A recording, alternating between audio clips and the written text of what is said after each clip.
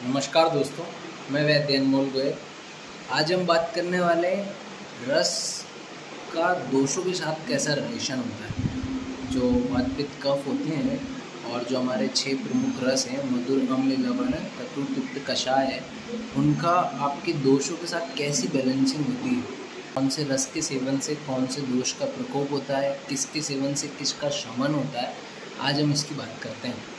बहुत छोटा सा टॉपिक है, बहुत इजीली आपको समझ में आ जानी चाहिए ये चीज़ कि मेनली 6 रस बताए थे मैंने लास्ट वीडियो में। तो मधुर, अम्ल, लवण, ये 3 रस जो हैं वो ऐसे रस हैं जो कफ का प्रकोप करते हैं। कफ दोष जो हमने पहले समझा था, अगर आपको नहीं पता है तो आप पुरानी वीडियोस जाके देख सकते हैं, उसमें आपको ईजिली समझ आ जाएगा कि व्हाट इज़ कफ। तो कफ जो है वो मधुर, अम्ल, लवण जो है इन तीनों चीज़ों से उसका प्रकोप होता है, मतलब बढ़ाता है वो। जैसे आप मधुर रस का सेवन करेंगे, सपोज आप घी का सेवन कर रहे हैं, आप दूध का सेवन कर रहे हैं, दे आर मधुर रस। वो फील ज़रूरी नहीं होता कि मधुर रस मतलब मीठा होता है। बहुत सारी ऐसी चीज़ें हैं जो इनबिल्ड मधुर रस हैं, जिनके अंदर स्वयं मधुरी है वो। जैसे घी का टेस्ट कोई मधुर नहीं होता है ना, बट वो मधुर रस संपूर्ण है। तो ऐसी चीज़ें अगर आप लेते हैं तो ये क्या करती हैं, आपके कफ दोष को बढ़ाने का काम करती हैं। बात करूँगा वात को बढ़ाने वाले दोषों की। तो वात को कौन बढ़ाएगा? जो स्टार्टिंग के 3 दोष होते हैं वो कफ को बढ़ाने में हेल्प करते हैं, मधुर, अम्ल, लवण। और वात के जो 3 होते हैं कटु, तिक्त एंड कषाय। कटु, तिक्त एंड कषाय, ये 3 रस जो होते हैं ये। वैसे ही अगर मैं पित्त की बात करूँगा तो पित्त को बढ़ाने वाले 3 रस कौन कौन से होंगे? तो सिंपली अम्ल मतलब खट्टा, नींबू। एग्जाम्पल के तौर पे आप नींबू खाएंगे, ट्राई कीजिए आप नींबू खाने का, आप फील करेंगे कि आपको खट्टी डकार आनी चालू हो जाएगी, because it's so much acidic. तेज पित्त को बढ़ाता है कौन? नींबू। ऐसे जो भी सिट्रस फूड है वो सब पित्त को बढ़ाएंगे, है ना, क्योंकि उनमें अम्ल रस प्रदान होता है। कौन कौन से रस हुए?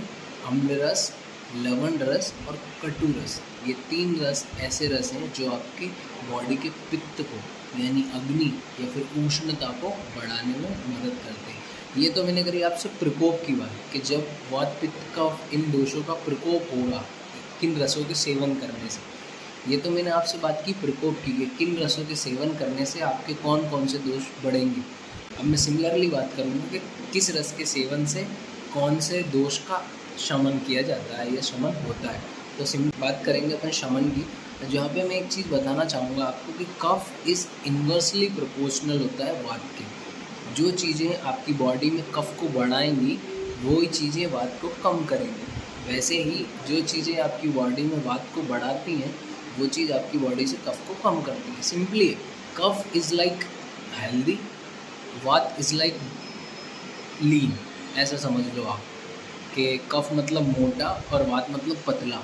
मतलब अब ऐसा सोचो कि कोई व्यक्ति वात को बढ़ाने वाले रसों का सेवन कर रहा है, मतलब कहीं ना कहीं उसकी बॉडी से कफ कम होगा तो वो लीन हो जाएगा।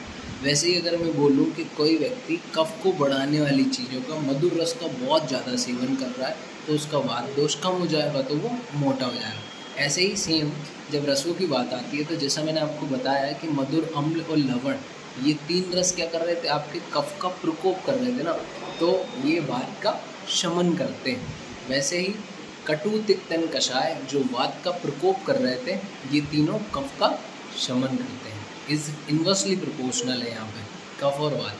अब बात करूँगा मैं पित्त की। पित्त को बढ़ाने वाले 3 रस हमने देखे थे कि अम्ल, लवण और कटु, ये 3 रस थे। अब इसके अपोजिट में जो रस बचे वो इसको शमन करते हैं। जैसे मधुर रस, मधुर रस जो है बहुत अच्छा पित्त शामक है, मतलब पित्त को कम करने में बहुत अच्छा हेल्प करेगा। एक सुझाव देना चाहूँगा आप लोगों को, सिंपली और घरेलू सुझाव है, बहुत इजी सा, कि अगर आपको या किसी को भी बर्निंग सेंसेशन होती है, यूरिन में बर्निंग होती है, ऐसी कोई दिक्कत आती है तो don't go for pantop DSR, okay. Try to consume half an spoon ghee. Try कीजिए बस, at once you try, after 5 और 10 minutes you feel that your burning is bye bye. आपकी बर्निंग जो हो रही थी वो बहुत रिलीफ मिल जाएगा आपको 10 मिनट में। इट्स अ ट्रू, आप ट्राई कर सकते हैं इसको। That is the Ayurveda. आपको बढ़ाने वाले 3 रस थे, अम्ल था, लवण था और कटु था।